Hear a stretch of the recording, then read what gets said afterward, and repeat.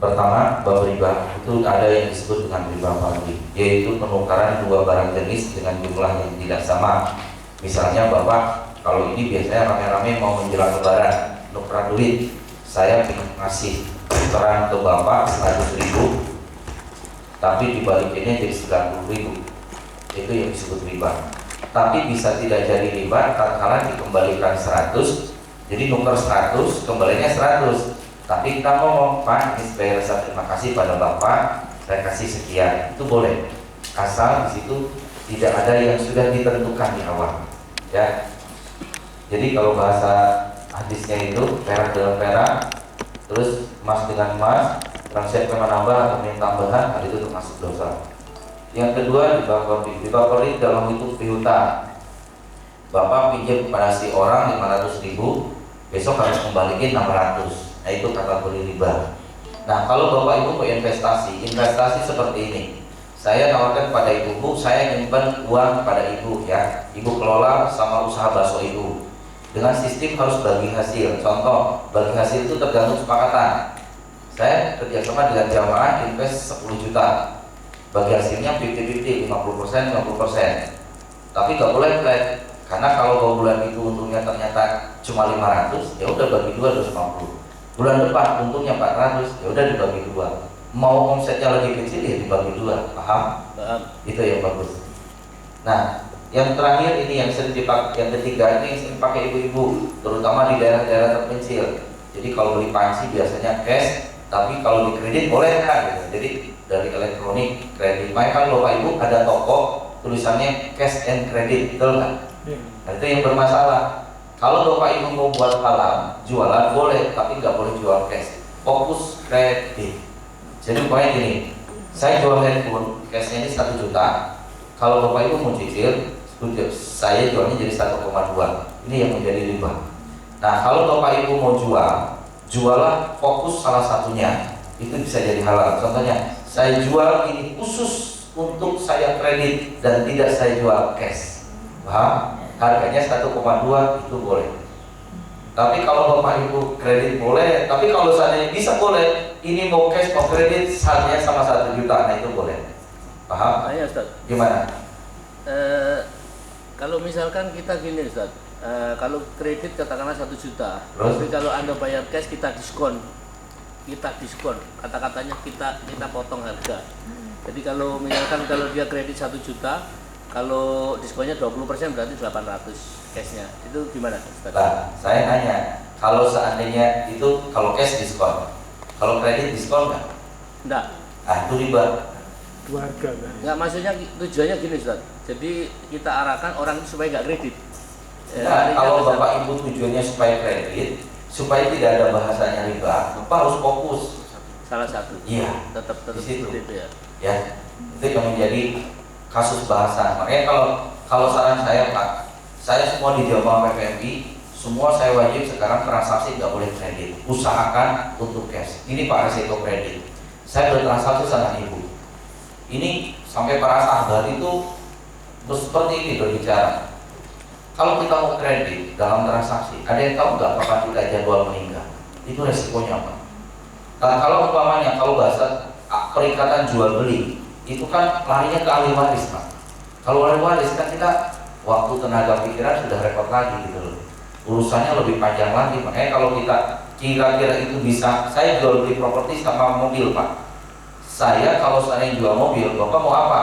Coba dia ngomong bisa nggak pakai leasing? Mohon maaf, Pak, saya tidak menerima leasing. Bahkan di properti pun, dan saya kalau jual rumah, saya tidak mau yang KPR. Saya cari yang cash. Dan saya ngomong kalau ada yang, maaf ya, ada orang jual mobil terus minta diopor, saya ngomong jangan diopor, jual cash, putus dosa sampean. Gitu, itu disitu ada di dakwah, Pak. Jadi kalau Bapak ada transaksi, take over mau ke bank lain, kalau saran saya gini, Pak, pada bawa Quran, pada bawa Quran, bawa Quran terjemahan, coba buka surat Al-Baqarah 275 sampai 279. Ini sekalian kita bahas sedikit bab riba dan solusinya ya. Jadi ini yang disebut dengan ribayat, ada pembandingnya. Terakhir riba nasiah, kalau ini hubungannya sama rentenir dan kolektor. Tadi itu BBM ada yang lucu Bapak Ibu. Di Bandung ada ketua debt collector gabung PPMI dan ikut seminar. Yang lucunya malah maaf istrinya minta cerai. Aneh saja. Saya baru kali ini ada yang, tapi saya menantang itu. Seharusnya kan yang minta cerai itu suami rata-rata. Istri minta cerai gara-gara waktu PPMI ini aliran apa gitu. Aliran ISIS atau aliran apa? Saya tanya istri ikut seminar belum pernah, yuk pantas. Ya nggak apa-apa kata saya, udah nggak usah diterima, dan saya dilayani, doain, sedekahin, pelan-pelan, kita kasih pemahaman. Dan itu PR kalau ada kasus kayak gitu Pak. Dan Bapak Ibu harus lulus dalam ujian. Tadi saya dengar cerita-cerita Bapaknya, kadang belum lunas korbannya. Belum. Ini Pak, kalau kasus belum utang, sebenarnya tadi belum dimasukin. Menunggu. Nanti saya lihatin profil yang Pak Hairul. Pak Hairul itu luar biasa pokoknya ceritanya nanti. Kemarin terakhir kita bincang bisnis, makanya doain dulu Bapak, kita lagi ingin punya radio yang bisa live streaming, jadi setiap bincang bisnis di Jogja itu bisa kedengaran seluruh Indonesia dan bisa tanya jawab di situ. Yang kemarin itu Pak Kamal, dia pengusaha EO itu event organizer, sekali event itu dapat sekian miliar Pak, udah garam apa, tapi sekali habis event hancurnya sekian miliar, jadi luar biasa. Nanti saya sedikit bahas tentang apa yang menyebabkan kok udah dapat se-M, hancurnya se-M. Itu yang disebut pengubah fokus. Salah satu pengubah fokus kita adalah di awal kita jalannya sudah salah. Tadi kenal di awal adalah riba. Ditambah lagi sholatnya telat. Ditambah lagi nggak pernah zakat mal. Ditambah lagi sedekahnya nggak standar. Ditambah lagi dosa yang lainnya, jadi keburukan itu duluan. Jadi kalau Bapak sebenarnya kalau memberesin kasus hutang itu sangat gampang sebenarnya. Pertama Pak, kalau itu hutangnya itu nilainya banyak, selagi ada aset, segera tutup dulu. Maksud saya gini, kalau nggak segera ditutup, karena logikanya kalau Bapak ketutup, kalau tutup, usaha saya gimana? Kalau saya Pak lebih baik nol dulu. Yang penting Bapak sudah punya skill. Terus caranya gimana? Makanya gak ada ini contohnya Pak, saya kasih oleh-oleh kan. Cara manajemen keuangan beresin hutang. Jadi taruhlah Bapak punya hutang 10 M. Nah ini kalau saya balik-balik punya aset 5 M. Iya caranya kalau kayak gitu. Caranya gini Pak, 10 M ini kan taruhlah 10 hutang. Beresin dulu yang paling gede. Taruhlah umpamanya saya menjual rumah kurang lebih sekitar 2 M. Agunan itu 1 M. Kalau saya jual properti 2 M, ada agunan 1 M, ada sisa berapa? 1. Ini cara manajemen keuangan hutang. 1 M ini Pak, ini kan kita yang hutang 10 M. Yang 1 M ini Pak bagi 2. 400 Bapak habisin sedekah. 400 Bapak sih terserah Bapak gunakan cicil hutang untuk modal dan sebagainya. Dan Bapak Ibu hutang yang lainnya gimana? Udah dinikmati dulu aja prosesnya. Mau ditagih debt collector dihabisin gak apa-apa. Tapi ingat, Bapak sudah kenal ini. Nah kalau kenal ini Pak, hutang itu kan karena keburukan kita di sini, kebaikan kita di sini.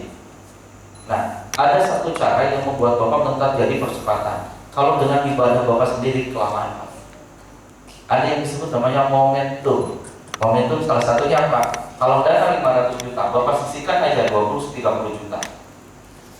Contoh, ini kalau mau cepat, Bapak buatin acara seminar seperti ini di kota yang belum ada orang anggota ininya. Belum udah saya di situ, gak usah yang banyak, yang hadir aja 400 orang, 300 sampai 400 orang. Di situ ada orang rajin sholat duha, tahajud, sedekah. Di situ ada percepatan Pak. Mereka rajin sholat duha tadi dampaknya. Ini 480 masih ada sisa. Bapak bagian ke panti ke masjid Bapak habisin itu. Dari 20 juta yang Bapak sedekahkan untuk acara investasi ini. Ini kecepatan, maaf ya. Ini kecepatan 20 kilo per jam. km per jam. Ini keburukan. Ini kecepatan kebaikan. Karena di sini ada 400 orang bergerak duha, tahajud, sedekah. Kecepatan Bapak udah 100 km per jam. Paham? Paham Bapak? Itu. Jadi ada leverage-nya itu di situ dengan apa cara? Ada ngajak orang. Kalau orang lain, maka kita ditolong. Ini seni cara bayar utang. Dan bicara utang itu bukan Bapak punya utang 1M, saya bayar hari ini utang Bapak 1M, lunas enggak? Tapi saya jamin 6 bulan Bapak kena lagi utang, pasti. Loh kok bisa? Sekali lagi urusannya itu bukan ada duit dan tidak ada duit, tapi masalah lunahan kita, masalah dosa kita yang menghadirkan utang itu datang kembali. Apa Bapak? Dan kalau utang lunas itu bukan bicara hei aku lunas utang, bukan. Di mata Allah itu cuma ada dua. Kalau lunas utang dosanya berapa, pahalanya berapa, itu aja pertanyaannya. Karena nanti endingnya di surat Al-Mu'minun, barang siapa yang berat timbang kebaikan maka dia beruntung, ringan timbang kebaikan maka dia masuk neraka. Endingnya itu di situ Pak. Jadi setiap 20 tahun itu langsung bus, kalau meninggal baru jumlah dosa berapa, kebaikan berapa. Kalau banyak dosa udah masuk neraka gitu. Nah sebelum nerakanya akhirat, kalau cemplungin dulu neraka dunia, hutang yang gagal lunas, yang ketipu, yang kembalikan paham. Sekali lagi paham ya, bicara hutang bukan bicara aku lunas. Nah, kalau tadi memangkaskan diri, makanya Bapak Ibu, kalau Bapak mau tahu isi saya, kalau Anda ngambil tuh, saya ngomong tadi ke Bu Barokah. Bu Barokah, ayo, Gresik ini belum ada. Ada investasi aja 20-30, sewa ruangan, sewa hotel, sewa fasilitas saya. Di situ ada 300-400 orang hadir di acara itu. Mungkin sekarang Anda punya utang, tapi lihat ke depan Anda jadi miliarder dan Anda bisa mengkudu. Di situ ada 1000 orang rajin sholat 2 tahajud, Anda meninggal sampai kiamat masuk ke rekening. Ini leverage kalau Bapak Ibu punya komunitas yang rajin ibadah ini Pak. Contohnya Bapak taruh lagi ini dosa, ini kebaikan. Bapak umurnya 60 tahun. Kalau kayak gini nih versi Al-Quran, nah ini kan taruhlah ini keburukan, ini kebaikan. Kalau kayak gini udah di neraka Pak. Ini kuburan Bapak, ini di azab kubur sampai kiamat. Ini yang ngeri, ini yang terjadi dalam kubur hari ini. Tapi kalau Bapak tadi belum satu tempat ini, Bapak ajak tuh orang berubah. Ini Pak, kalau keburukan kan nggak mungkin sih, masa orang berbuat dosa? Enggak kan? Tapi kebaikan ini loh Pak, kebaikan ini loh Pak. Ada kayak buat jaringan, sholat, duha, tahajud, sedekah dari jamaah yang Anda buat. Taruhlah gak usah banyak-banyak, jamaah Anda jadi 500 aja di Gresik, baru Gresik loh. Belum nanti luar Jawa kalau Anda bisa habisin. Tuh, suatu saat kiamat, udah. Tatkala kiamat terjadi, keburukan di sini, kebaikan di sini, itu di Al-Quran udah masuk surga. Gampang. Jadi ada 3 amalan yang akan membuat kita passive income akhirat. Anak yang soleh, ilmu yang bermanfaat, sedekah produktif gitu. Coba, makanya besok kalau malam ini, sore ini kalau masih ada kesempatan Bapak Ibu, ajak orang yang kira-kira mereka lagi galau. Saya kalau selalu ngomong, impian saya paling bahagia itu cari orang stres Pak. Serius Pak. Ternyata kalau ada yang galau-galau hari ini, telepon, yakinin, karena mereka berterima kasih. Coba, saya nggak tahu tadi Bapak Ibu pada undang-undang siapa. Pak, terima kasih. Pak, kalau ada orang terima kasih kepada Bapak, itu Bapak lebih baik ngomong seperti itu ketimbang dikasih duit, benar nggak? Kebahagiaan Bapak Ibu terbaik adalah kalau orang lain bahagia, betul nggak? Dan itu nggak bisa nilai dengan duit. Orang banyak duit belum tentu bahagia.